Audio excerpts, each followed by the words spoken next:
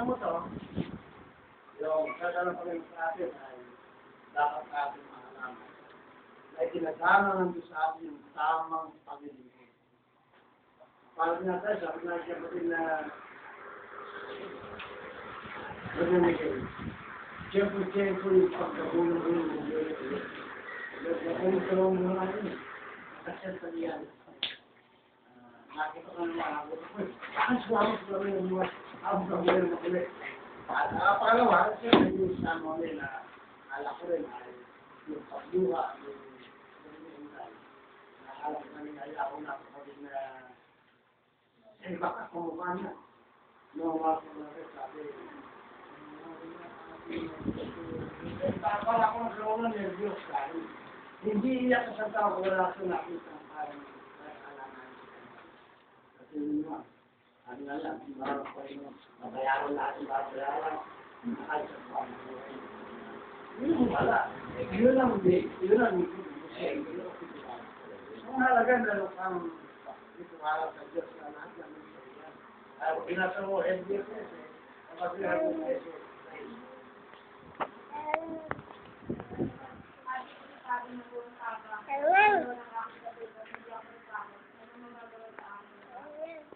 Kasi wala katulong mo, wala kasi siyempre malakas eh. Malakas ang power, makapangyarihan, lahat ay makatulong sa atin. Dahil isang makapangyarihan sa atin. Pero yung Amerika naman yung pwede na pagkakasulong sa akin, mga kawan nililo, nasa mga aklat na kahit maraming kayo eh. Simula sa ulo hanggang matapos po ito nga. Ang doon ang paggawa ng mga nililo, mga sinasambal ng tao sa kuwalang dekong lesan, gano'n din. Bakit? Yung naabuti niya kasi nga, ang paglililo ay ginagawa ng lingkod at ng lingkod ng tao. Pero pag binasa niyo, siyempre kung sinaawi. Dapat niyo, alatang isa hanggang 8, sabi ko, hanggang ang bata, para magawa kayo. Ang 118 ng awin, alatang isa hanggang 8. Sige, sabi ko rin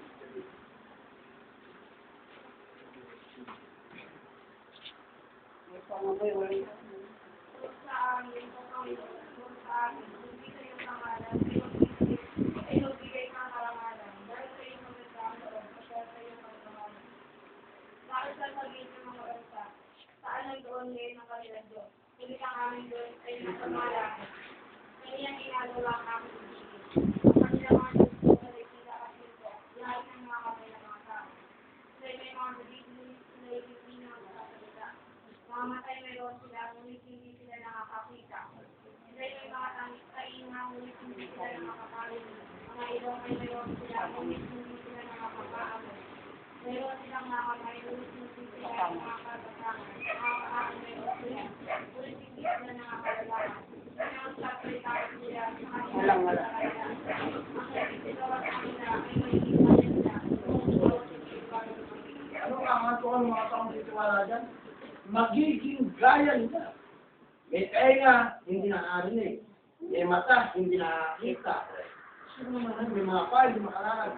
Ang nagtitiwala sa kanila, sabi sa mga kasodyo, ang nagsisigawa sa kanila ay magiging gaya nila o bawat kumitiwala. Masakit sa atin, sakit sa atin. Ang kinaharin ko niya, pwede na sa batay. Binasa mo, ang maraming isamang kung paano karami ang kumikita para mga anak ko sa buhangin. Pasayong kayo mo, ito ang buhangin. Kung paano karami ang pwede may sila buhangin. So, nang kapunti ang ayan. Ito may sabi ng mga katulog na mga palo. Mga kapatid, malapad ang pintuan patungo sa pagkapahamak. At makikot ang pintuan. Sino yun? Hindi naman sabi kayo matayin, hindi naman nakapag, kanyan, ito ang pintuan namin, kung kuras, naman. Hindi ko naniwala, sabi natin ba, sa hapon, pero nakapag, nasa kalangit ko ng barangay, yung namin yun, kasi isa lang ang tali yung pili sa hapon. Ano ba yan, isa lang. Asal lang naman, hindi ko namin nakapagawat image yung mensahe na yung kay-bay ng kanyang mensahe ay nirespeto namin ang mga kanunan ng Iglesia Katolika. Pero ituro mo sa tao yung mali, sabi mo ginawa, tama yun. Ano yung respeto ko bilang tao ka? Pero ituro mo sa akin yung mali, hindi sa kasi sumapama kang kaluluwa ko. Kung taga mahal mo yung kababayan, mahal mo yung kapatid, mahal mo ang iyong kaibigan, mahal mo yung mga lahat ng bagay, dapat isaalang-alang yung tao. Para mahal ka. Ang pagmamahal ay dalawang araw mo yan. Gusto mong mahal mo dahil sumapama. Wala masya kasi. Wala mahal mo dahil sumapama. Sabi ng punto natin. Ang pananampalataya ay narapat tama sa buong sa bago ang lahat. Pero ang tao hindi, sinasulo na sarili nila. Paano sila gagaling, paano sila mag-umagisang, mga pangalan. Pero araw-araw na gawa at isa ng mga. Hindi sila gumagawa nila kung tayo din ang mga kanila sa tubulo. Sila konkreto kaya ng mga aralin. Konkreto siya, sila ang kanila. Kaya pag anong topic siya sa simbahan ng kapatid natin, lahat ng simbahan ay Jesu Cristo. Iba't iba ang paraan ng mga.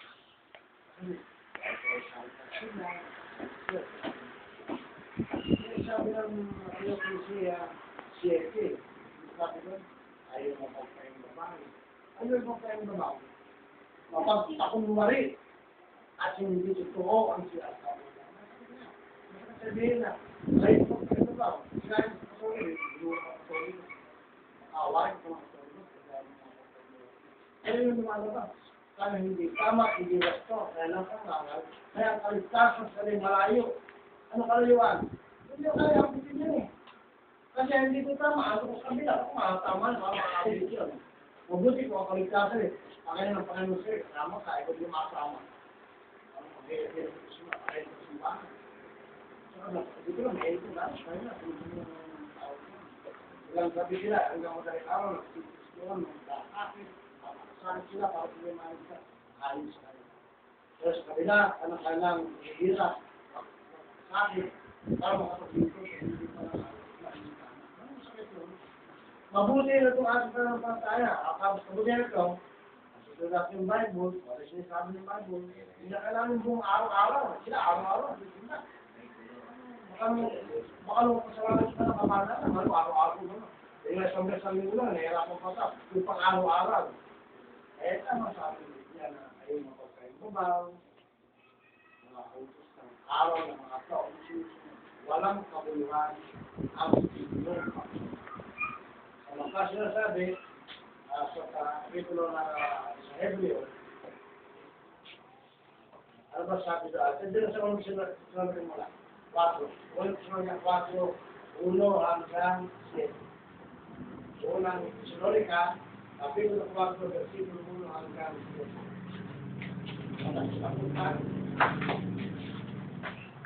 Tatapos-tapusan nga mga kapatid, kayo aming pinamamagyagan sa dinaanan ng Panginoon Jesus na ayon sa tinagabi niyo sa amin na kung paano kayo dapat magsidakad at mga bigay bukod sa Diyos na gaya ng inyong paglakad upang kayo magsipanaganap ng higit at higit.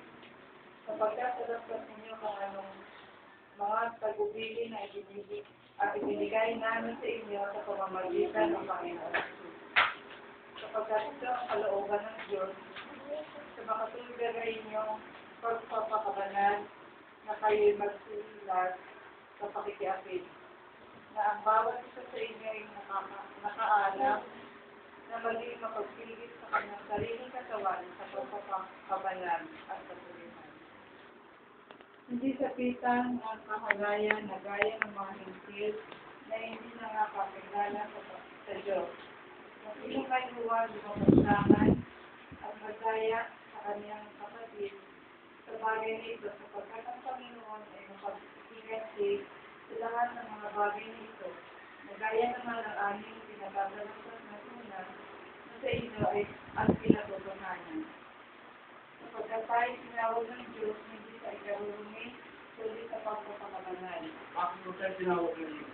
Ito, sa pagpapakabanal ng ating maraming parang na kasi para tapos na tayo dito sa akin. Mga nagmamagay siya na kalitan, kung ako anak, kahit sa dito, meron tayong mga galit, mga kasampo, parang kaya parang excitement to para sa akin.